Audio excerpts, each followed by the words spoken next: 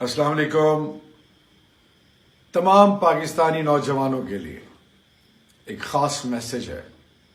14 اگست سوتے نہیں گزارنا، موویز نہیں دیکھنی، گھروں کے علاوہ پکنکس کو ترجیح نہیں دینی.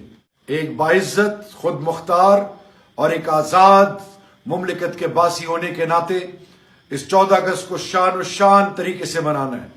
آپ نے پاکستان کا جھنڈا، آزاد کشمیر کا جھنڈا نہ صرف اپنے گھروں پہ لگانا ہے بلکہ اپنے چھاتیوں پہ لگانا ہے، تاکہ یہ میسج جائے کہ پاکستان کے جوان زندہ ہیں، پاکستان کے جوان ہر مشکل میں پاکستان کی عظمت اور شان اور پاکستان کی بنیاد کے لیے ہر میدان میں سیسا پلائی دیوار بنیں گے. اور کشمیر میں جو ظلم اور بربریت ہو رہی ہے مقبوضہ کشمیر میں، یہ پاکستانی نوجوان اس پر بھی نظر رکھے ہوئے ہیں. اور جب وقت آئے تو پھر یہ پاکستانی نوجوان جن کا ہونے کا یقین رب سے ہے، جو خاتم النبی حضرت محمد مصطفیٰ صلی اللہ علیہ وسلم پر ایمان رکھتے ہیں، ان کا یہ عقیدہ ہے کہ جب شہادت آئے تو شہادت سے منہ نہ پھیرا جائے بلکہ ایک ایسی مثال بنے جو ایسے آل محمد بنی.